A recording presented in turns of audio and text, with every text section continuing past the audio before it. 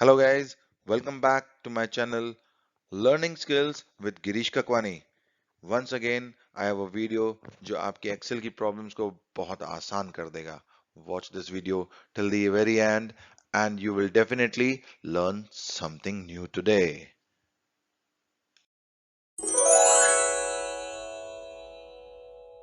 So guys, आज हम सीखने वाले हैं index and match.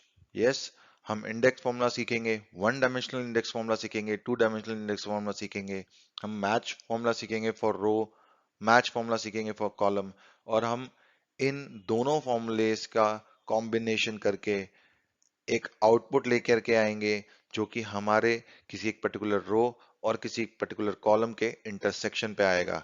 Yes, don't forget to watch this video completely guys. Let's start learning.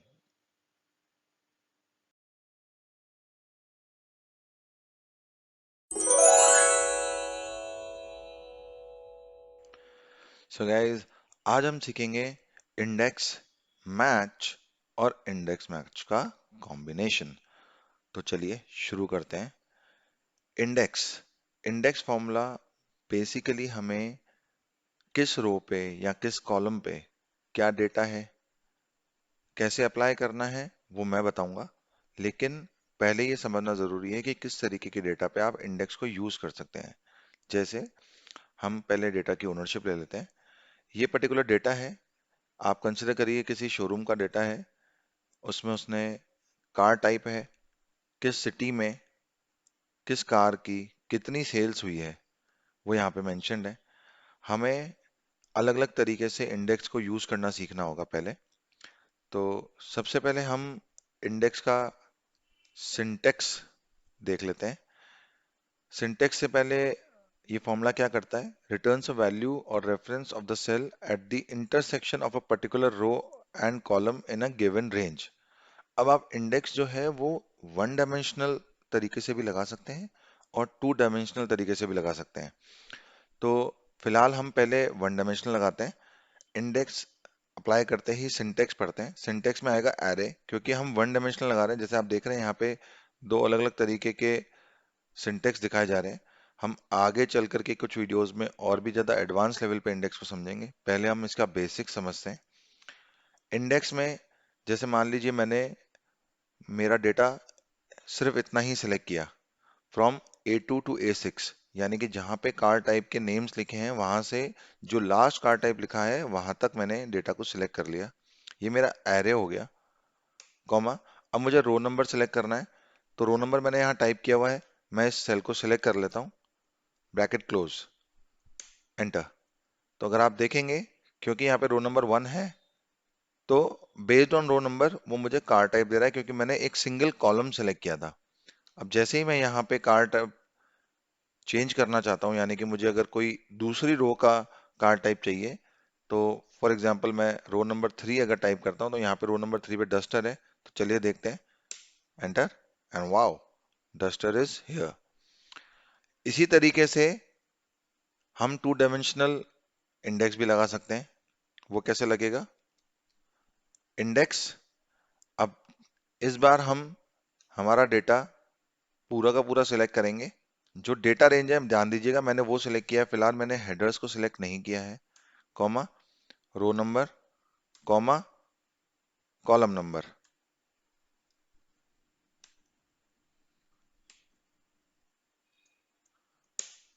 और अगर आप देखेंगे तो 34,700, यानी कि रो नंबर 1 और कॉलम नंबर 3 का डेटा 34,700 था, वो यहाँ पर आ चुका. क्वेश्चन हमारा यहाँ पर ये था कि sales of WagonR in Jaipur.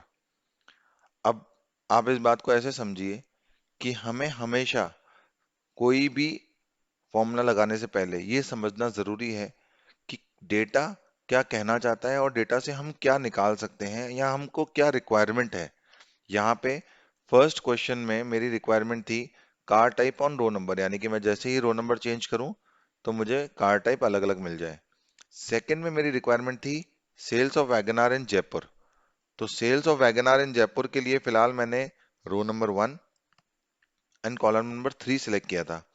इस डेटा को चेंज करते ही हमारा डेटा यहाँ पे फिगर चेंज हो जाएगा। इसे इंडेक्स फॉर्मूला कहते हैं। इंडेक्स फॉर्मूला बेसिकली आपको रो नंबर और कॉलम नंबर के कॉम्बिनेशन के बेसिस पे किसी भी डेटा से आउटपुट दे सकता है, बट इसका यूज हम मैच फंक्शन के थ्रू करेंगे। तो चलिए हम मैच फंक्शन सीखते हैं।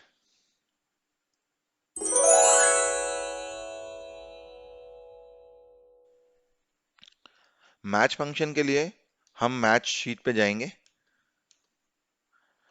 एंड डेटा हमारा सेम है। यहाँ पे हमारा क्वेश्चन इस बार अलग है। अब हमें रो नंबर निकालना है, यानी कि अगर मेरे पास इनपुट वैगनार, फॉर एग्जांपल यहाँ लिखा है कि मुझे वैगनार किस रो में है उसका रो नंबर चाहिए, और सेल्स किस कॉलम में है मुझे उसका कॉलम नंबर चाहिए। तो the question is row number of WagonR and column number of WagonR. तो चलिए पहले हम रो नंबर निकालते हैं। इसके लिए हम फॉर्मूला लगाएंगे गाइस, मैच। अगर आप देखेंगे मैच फॉर्मूला हमको क्या दिखा रहा है, returns the relative position of an item. Index में पोजीशन देने पे डेटा आ रहा था, यहाँ पे डेटा की पोजीशन आइडेंटिफाई हो रही है। Inner array that matches a specified value in a specified order. तो अगर आप ये देखेंगे मैच लगाते ही ये बोल रहा है लुकअप वैल्यू। लुकअप वैल्यू यहाँ पे मेरी इनपुट यानी कि मेरा वैगनार है, और लुकअप एरे, ये मैंने एरे सेलेक्ट कर लिया, ठीक है। कॉमा, ये पूछ रहा है मैच टाइप। अब मुझे less than, greater than, exact match, तीन अलग अलग ऑप्शंस मिलते हैं। अभी हमें एग्जैक्ट मैच की रिक्वायरमेंट है, तो हम 0 दबाएंगे, bracket close and row number 1, यानी कि वैगनार जो है वो मेरे डेटा के हिसाब से रो नंबर 1 पे है, क्योंकि मैंने यहाँ पे जो एरे सिलेक्ट किया था वो सेल A2 से सिलेक्ट किया है। ओके, इसी तरीके से हम कॉलम आइडेंटिफाई करेंगे। कॉलम कैसे आइडेंटिफाई करेंगे, match, same method, lookup value, और इस बार हमारा जो एरे होगा वो हमारा कॉलम ना होकर के रो होगा, क्योंकि हमें यहाँ पे कॉलम का नंबर आइडेंटिफाई करना है कि सेल्स किस कॉलम में लिखा है। क्योंकि मैंने कार टाइप से स्टार्ट किया तो सेल्स थर्ड आता है, कॉमा 0 फॉर एग्जैक्ट मैच। तो चलिए एंटर करके देखते हैं कि क्या आता है result. Very good. So now we have the row number of car type and column number of sales section.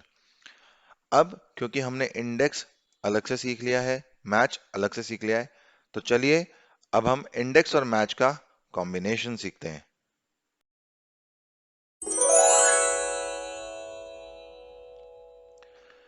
Index और मैच को अलग अलग सीखने के बाद हम आ गए इंडेक्स मैच पे। मैंने यहाँ पे ये सेल हाईलाइट किया हुआ है, क्योंकि हमें ये चाहिए कि वैगनार कार की क्या सेल्स है। अब यहाँ पे हमने सिटी को कंसिडर नहीं किया है, तो हमें ये देखना है कि वैगनार कार की क्या सेल्स है। अब क्योंकि वैगनार यहाँ पे एक सिंगल टाइम आया है और उसकी सेल्स कॉलम नंबर थर्ड में है, वैगनार रो नंबर 1 में है, तो अब यहाँ पे हमें एक कॉम्बिनेशन यूज करना रहेगा, जो कि अभी हमने पिछले दो फॉर्मूलाज में सीखा है। तो उसके लिए हम सबसे पहले इंडेक्स अप्लाई करेंगे। अब इंडेक्स अप्लाई करने के बाद हमें यहाँ पे 2 डायमेंशनल इंडेक्स लगाना रहेगा, क्योंकि हमारे पास दो इनपुट्स हैं। इनपुट फॉर रो अलग है, इनपुट फॉर कॉलम अलग है। इनपुट फॉर रो में हमारे पास वैगनार है, इनपुट फॉर कॉलम में हमारे पास सेल्स है। तो हम क्या करेंगे, ये पूरी टेबल सिलेक्ट करेंगे, कॉमा। अब यहाँ पे हमें ये सिलेक्ट करना है कि हमारा रो नंबर क्या है। तो उसके लिए हम मैच फंक्शन यहाँ पे इनबिल्ट यूज करेंगे। लुकअप वैल्यू के लिए हमें पहले रो आइडेंटिफाई करनी है जहां पे वैगनार हो। वैगनार का रो क्या होगा, अब इस केस में वैगनार का रो सेकंड है, कॉमा, एरे। एरे के लिए हम टॉप से कार टाइप का पूरा कॉलम सेलेक्ट किया हमने, कॉमा, एग्जैक्ट मैच के लिए 0। यहां से हमें आएगा row number, comma, column number के लिए हम मैच दोबारा लगाएंगे। लुकअप वैल्यू के लिए हमारे पास कॉलम का जो इनपुट है यानी कि सेल्स, हमने उसको सिलेक्ट किया, कॉमा, लुकअप एरे के लिए हम ऊपर का एक रो कंप्लीट ऊपर की सिलेक्ट करेंगे जिसमें car type, city and sales के हेडर के नाम है, क्योंकि हमें यहाँ पे सेल्स पकड़नी है वैगनार की, कॉमा एग्जैक्ट मैच के लिए 0 एंड ब्रैकेट क्लोज। ये पूरा कंप्लीट इंडेक्स मैच का एक कॉम्बिनेशन है। तो चलिए एंटर करते हैं और देखते हैं कि क्या हमारा रिजल्ट 34,700 आता है। And here we go guys।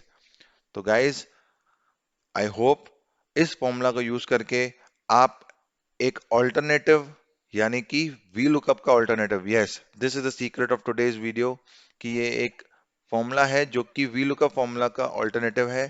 क्योंकि जब हम वी लुकअप अप्लाई करते हैं तो हमें एक इम्पोर्टेंस समझनी होती है कि वी लुकअप केवल वहां काम करता है जहां पे हमारा जो इनपुट डेटा है वो पहले आए। इंडेक्स मैच यूज करने में हमारे लिए कोई कंस्ट्रेंट नहीं है कि हमारा जो इनपुट और आउटपुट के जो हमारे कॉलम्स हैं वो पहले हैं डेटा के कि बाद में हैं। हम आगे पीछे कर करके भी डेटा का यूज कर सकते हैं। तो this is a very good alternative and this is a very good formula जो कि आपको कहीं ना कहीं अपने डेटा में बहुत रिक्वायरमेंट रहती होगी कि इस रो से इस कॉलम का जहां पे मैच डेटा हो रहा है हमें वो चाहिए। तो आई होप आपको ये वीडियो पसंद आया हो। And if you like it, please do not forget to share with your friends and colleagues, family members जो इसको सीखना चाहते हैं। याद रखिए गाइस, मैं अपने वीडियो में सिर्फ फॉर्मूला लगाना नहीं सिखाता। I teach you the basics of data analysis, कि किस तरीके के डेटा को देख करके आपके माइंड में क्लिक कर जाए कि मुझे वहां पे कौन सा फॉर्मूला अप्लाई करने की जरूरत पड़ती है जिससे मेरा आउटपुट मेरा डिजायर्ड रिजल्ट दे सके। I hope guys you like this video and see you in the next learning session. Keep learning.